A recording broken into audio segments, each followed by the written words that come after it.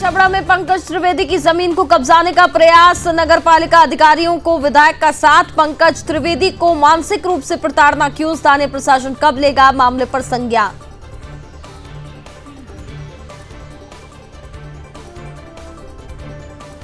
ग्वालियर में अधिकारियों से कार्य की प्रगति की ली जानकारी, कलेक्टर ने दी जानकारी। शासन की योजना को धरातल पर पहुंचाना होगी पहली प्राथमिकता।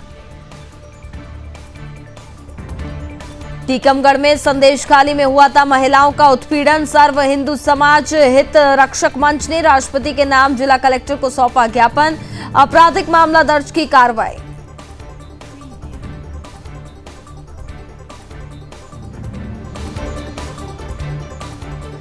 कर्नाटक के चिक्कोड़ी में पानी और चारे की मांग को लेकर अन्नदाताओं का विरोध प्रदर्शन, कर्नाटक सरकार को सौंपी एक याचिका, मांग को लेकर जल्द कार्रवाई की मांग।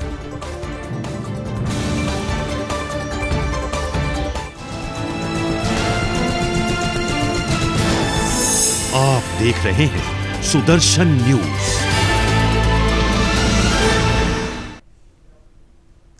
नमस्कार, मैं हूं आपके साथ कनिका अरोरा और आप देख रहे हैं सुदर्शन न्यूज। बुलेटिन की शुरुआत करेंगे, लेकिन उससे पहले आपको सीधे लिए चलते हैं लखनऊ की ओर, जहां इस वक्त उत्तर प्रदेश के मुख्यमंत्री योगी आदित्यनाथ क्या कुछ कह रहे हैं, जरा सुनते हैं। जीवन के माध्यम से लोगों को उन बुनियादी सुविधाओं को पूरा करने में योगदान देना जिसके लिए नगरीय क्षेत्र में वह जीवन यापन कर रहा है, और थोड़ा भी हम चेंज दे देते हैं, सुरक्षा देते हैं, थोड़ा सुविधाएं बढ़ा देते हैं, उनकी सुनवाई शुरू हो जाती है।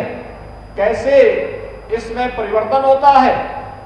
उत्तर प्रदेश में जब हम लोग 2017 में आए थे, कुल 24% आबादी नगरीय क्षेत्रों में निवास करती थी, और आज मुझे बताते हुए प्रसन्नता है उत्तर प्रदेश में 30% से अधिक लोग नगरीय क्षेत्र में वर्तमान में निवास कर रहे हैं, और मेरा अनुमान है कि अगले 5 वर्ष के अंदर उत्तर प्रदेश के अंदर ये आबादी बढ़ करके लगभग 40% तक पहुंचने वाली है। 40% की इस आबादी को बुनियादी सुविधाओं से आच्छादित करना, इसके लिए 112 नए नगर निकायों का गठन हुआ है। कुछ नए नगर निकायों के गठन की कार्रवाई को हम आगे बढ़ा रहे हैं। नगर निगमों के क्षेत्रफल को बढ़ाया गया है। 3 नए नगर निगम भी बनाए गए हैं। नगर पालिका परिषद का गठन हुआ है। नए नगर पंचायतें गठित हुई हैं, उनके क्षेत्रफल को बढ़ाया गया है। स्मार्ट सिटी और अमृत मिशन के साथ साथ तमाम ऐसी स्कीम लाई गई है जो ईज ऑफ लिविंग के लक्ष्य को प्राप्त करने में जिनकी बड़ी भूमिका हो सकती है। पहले लोग केवल मनुष्य को कहते थे कि साहब बड़ा स्मार्ट बन रहा है, और अब तो प्रधानमंत्री जी ने सिटी को भी स्मार्ट बना दिया। 17 के 17 नगर निगम आज प्रदेश के अंदर स्मार्ट सिटी बन रहे हैं। 10 भारत सरकार के सहयोग से और 7 राज्य स्मार्ट सिटी मिशन के अंतर्गत देश का पहला राज्य है जो अपने सभी 17 के 17 नगर निगमों को स्मार्ट सिटी मिशन के साथ जोड़ के काम कर रहा है। और इसके लिए मैं शर्मा जी को भी, राकेश राठौर जी को भी, और इनके पूर्व के मंत्री खन्ना जी को, खन्ना जी मंत्री हैं लेकिन पहले नगर विकास मंत्री थे, इनको बधाई देता हूं कि 17 के 17 नगर निगमों में इन्होंने कार्य प्रारंभ किया। नगर विकास मंत्री बनने के बाद खन्ना जी ने सबसे पहला काम क्या किया कि शाहजहांपुर को ही नगर निगम बनाया, और आज विकास छोटा हुआ दिखाई देता है। सचमुच जब हम लोग सोचते हैं तो विकास किस कदर काम होता है, आज वो हमें देखने को मिलता है।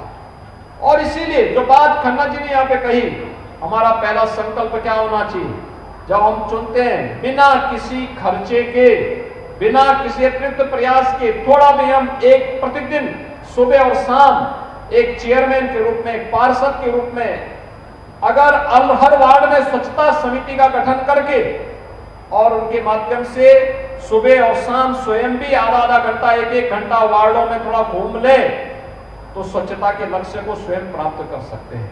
डोर टू डोर कूड़ा कलेक्शन की कार्रवाई हो जाए, सॉलिड वेस्ट मैनेजमेंट के लिए किए जाने वाले प्रयासों में सहभागी बन जाए, ये सभी कार्यक्रम अगर युद्ध स्तर पर आगे बढ़ा लेते हैं, आज पैसे की कमी नहीं।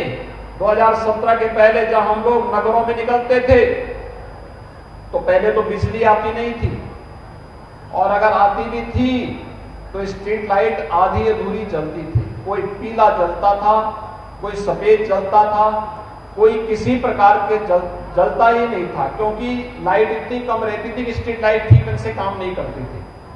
हम लोगों ने फ्री में प्रदेश के अंदर 16 लाख एलईडी स्ट्रीट लाइट लगाई। आज आप देखते होंगे उत्तर प्रदेश के सभी नगर निकायों की लाइट एक जैसी दुधिया लाइट से पूरे प्रदेश भर में स्ट्रीट लाइट जलती है। और स्ट्रीट लाइट जलती ही नहीं है, बल्कि स्ट्रीट लाइट के परिणाम स्वरूप आज क्या परिवर्तन देखने को मिला। कार्बन उत्सर्जन को भी कम किया गया, बिजली को भी खपत को कम किया गया, और साथ साथ एक जैसे स्मार्ट यानी एक जैसी स्ट्रीट लाइट होने के कारण स्मार्ट सिटी के मिशन को भी हमने पूरा करने में और प्रधानमंत्री जी के विजन के अनुरूप नेट जीरो के लक्ष्य को, यानी हम कम से कम कार्बन उत्सर्जन को करेंगे, इसके लिए भी लक्ष्य को प्राप्त करने में हमारे नगर निकाय आज योगदान दे रहे हैं। पहले शहरी क्षेत्र कूड़े से गंजे होते थे, आज पहले की तुलना में सफाई काफी अच्छी हुई है, लेकिन फिर भी हर अच्छे कार्य में और अच्छा होने की गुंजाइश है। इस हमें अभी से तैयारी करनी चाहिए कि हमारी शहर में जल जमाव न हो, सड़कें अच्छी हो, प्लानिंग के तहत 5 वर्ष की कार्य योजना बना करके अगर हम करें, और साथ साथ लक्ष्य भी हमारा नगर निकाय आत्मनिर्भर बने, इसके लिए अपने नगर निकाय की इनकम को भी बढ़ाना। अगर ये सभी कार्य हम एक साथ करना प्रारंभ कर देंगे, जो पिछले 7 वर्ष में नगर विकास विभाग ने केंद्र और राज्य दोनों सरकारों ने मिलकर के काफी बड़े लक्ष्य को प्राप्त किया। पहले कोई सोचता था शहरी क्षेत्र में गरीब को आवास मिलेगा, आज प्रदेश में 15 लाख गरीबों को 3500 करोड़ रुपए से अधिक की राशि वितरित हो चुकी है केवल नगर विकास के अंदर, और प्रदेश भर में हम लोगों ने 56 लाख गरीबों को पीएम आवास योजना में एक आवास उपलब्ध कराया है। 56 लाख गरीबों को, 3 करोड़ लोगों को एक शौचालय मिला है, 15 करोड़ लोग फ्री में राशन की सुविधा प्राप्त कर रहे हैं, लगभग 19 lakh street vendor PM Svanidhi का लाभ प्रदेश के अंदर प्राप्त किए हैं। 762 नगर निकायों में बिना भेदभाव के शासन की योजना का लाभ प्राप्त हो रहा है। और मुझे बात करेंगे उत्तर प्रदेश की राजधानी लखनऊ की, जहां पिछले करीब 11 वर्षों से जोधपुर जेल में बंद पूज्य संत श्री आसाराम बापूजी को बेहतर इलाज उपलब्ध करवाने की मांग को लेकर हजारों साधक और भक्त इकट्ठे हुए। आपको बता दें कि लखनऊ में बताया जा रहा है कि बापूजी के भक्तों ने उनको बेहतर इलाज के लिए रिहा करने की मांग की है। आपको ये भी बता दें कि संत आसाराम जी बापूजी पिछले 11 साल से जोधपुर जेल में बंद है, जहां उनकी तबीयत खराब होने के चलते उनके साधक उनको रिहा करने की मांग लगातार उठा रहे हैं।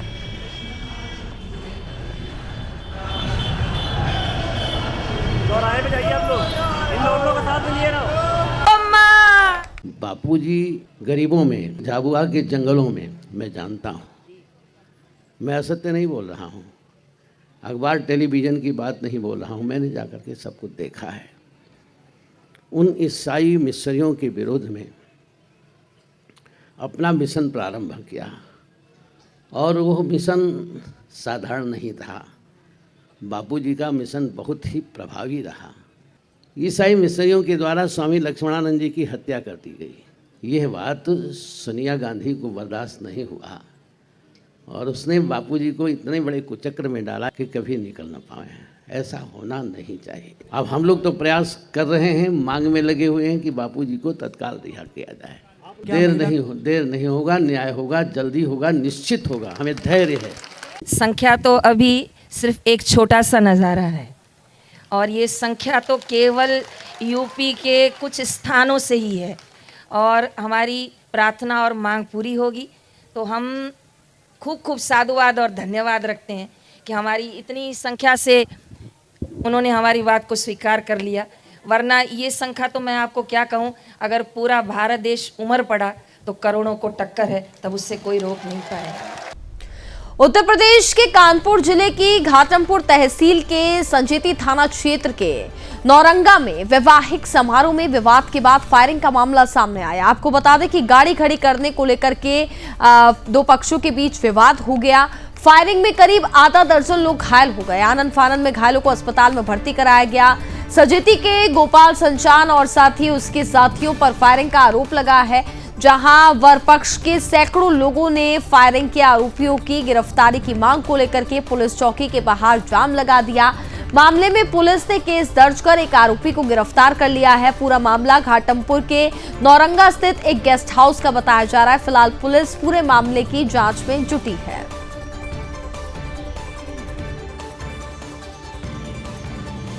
दिनांक 11 मार्च को थाना घाटमपुर पर वाया कंट्रोल रूम सूचना प्राप्त हुई कि एक महक गार्डन्स है नौरंगा में, वहाँ पर कुछ लोगों ने फायरिंग की है, जिसमें कुछ लोग घायल हो गए हैं। इस सूचना पर तत्काल स्थानीय पुलिस वहाँ पहुंची है घटनास्थल पर, और वहाँ जो घायल थे उनको स्थानीय अस्पताल में, प्राथमिक चिकित्सालय में CSC घाटमपुर में तुरंत भर्ती कराया गया है, उनका इलाज करवाया गया।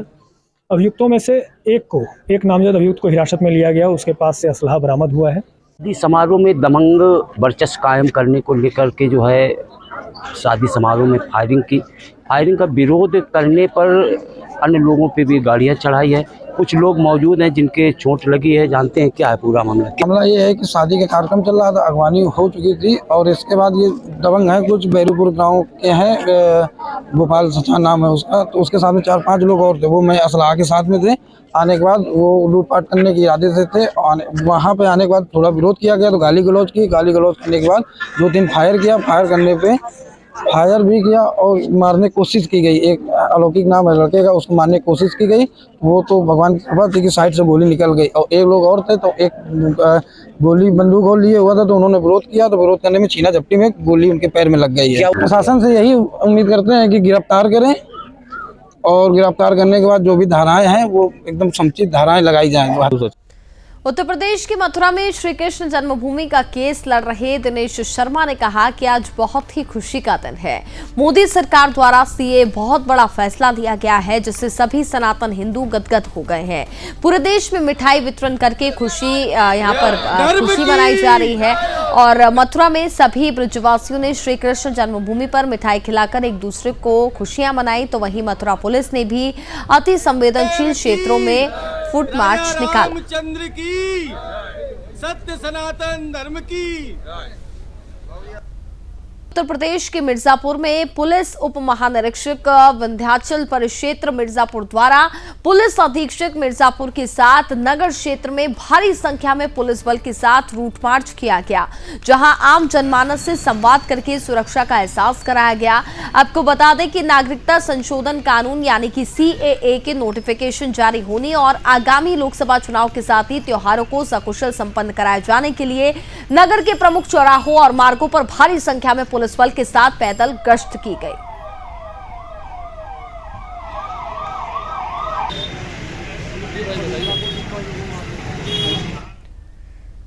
उत्तर प्रदेश के चंदौली में लोकसभा चुनाव निष्पक्ष कराने के लिए चंदौली प्रशासन में पुलिस ने कमर कस ली है। तो वहीं पुलिस ने चुनाव के दौरान अफवाह फैलाने वालों और साथ ही भड़काऊ आपत्तिजनक पोस्ट पर कार्रवाई करने की बात कही है। जहां CAA लागू होने के बाद चंदौली प्रशासन और साथ ही पुलिस टीम अलर्ट मोड में नजर आ रही है।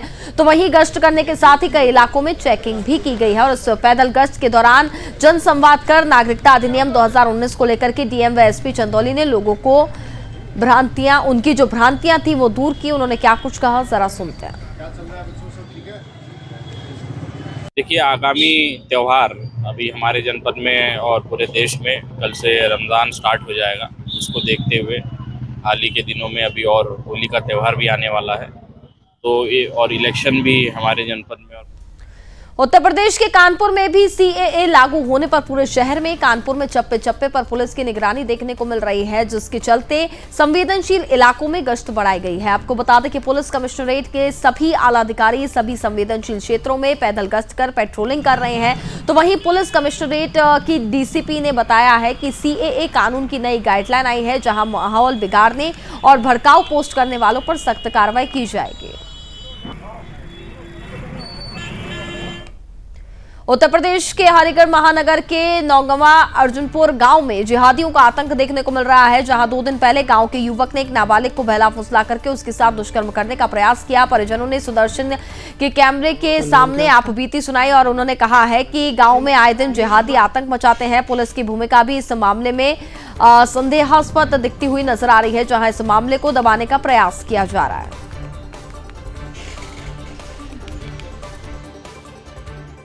नाम क्या उसका? आदमी ये समझता है कि हम लोग भोलेनाथ हैं, तीसरी आंख खोलेंगे दिख जाएगा आदमी खाना। हर आदमी ये बहुत चालू भैया तंत्र है आपके पास में, बहुत बड़ा तंत्र है।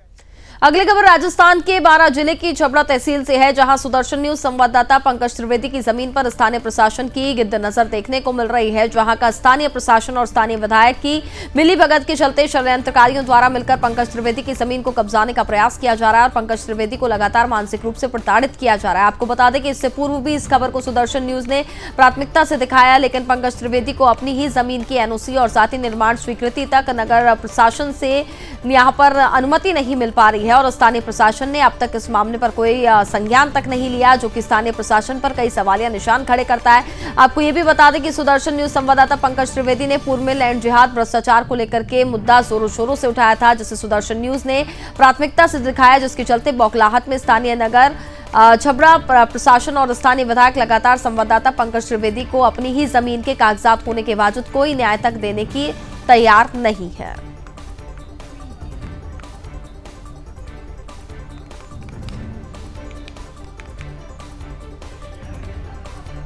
मध्य प्रदेश के सीधी जिला मचोली में जल संसाधन विभाग द्वारा सेहरा बांध से सिरोला खड़ासोल के कई किलोमीटर की कई करोड़ की लागत से यहां पर नहर पक्कीकरण का निर्माण कार्य में ठेकेदार द्वारा जल संसाधन विभाग के अधिकारियों की मिलीभगत से गुणवत्ता की जमकर अनदेखी की जा रही है और दूसरी तरफ अस्तरहीन मटेरियल से निर्माण होने के कारण नहर बनती जा रही है और दरारें आ रही हैं। आपको बताते चले कि राज्य सरकार का नियम है कि किसी भी प्रकार के शासकीय निर्माण कार्य में मानक सूचना बोर्ड लगाना अनिवार्य है।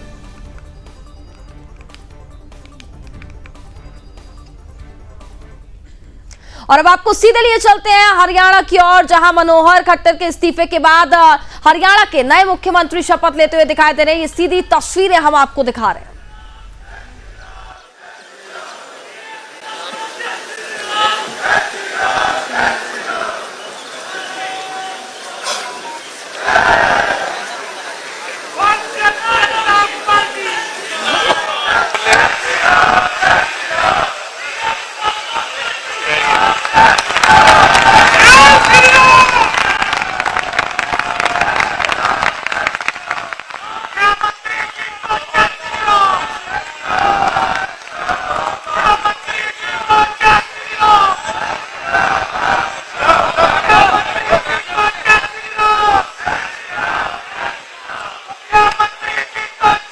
माननीय राज्यपाल महोदय ने आदरणीय मुख्यमंत्री जी के परामर्श पर श्री कंवर पाल की हरियाणा राज्य के मंत्री के पद पर नियुक्ति की है। अब मैं श्री कंवर पाल जी से निवेदन करता हूं कि वे पद एवं गोपनीयता की शपथ ग्रहण करने के लिए मंच पर पधारें।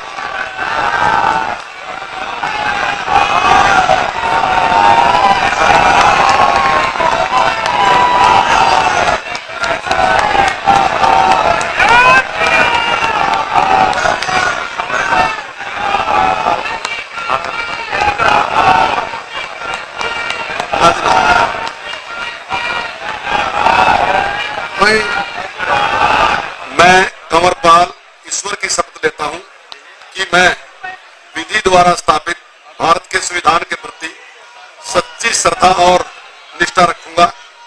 मैं भारत की प्रभुता और अखंडता अक्षुण्ण रखूंगा।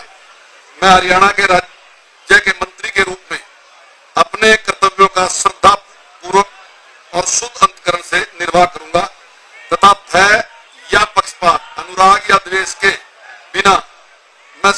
प्रकार के लोगों के प्रति संविधान के और विधि के अनुसार न्याय करूंगा। मैं कंवरपाल ईश्वर की शपथ लेता हूं कि जो विषय हरियाणा राज्य के मंत्री के रूप में मेरे विचार के लिए लाया जाएगा अथवा मुझे ज्ञात होगा, उसे किसी व्यक्ति या व्यक्तियों को उस अवस्था को छोड़कर, जबकि ऐसे मंत्री के रूप में अपने कर्तव्यों के उचित निर्वाह के लिए ऐसा करना अपेक्षित हो, अन्य अवस्था में मैं प्रत्यक्ष या परोक्ष रूप से संसूचित या प्रकट नहीं करूंगा।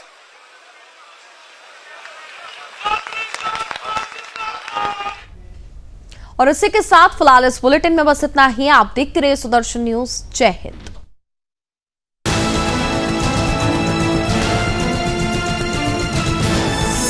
आप देख रहे हैं सुदर्शन न्यूज।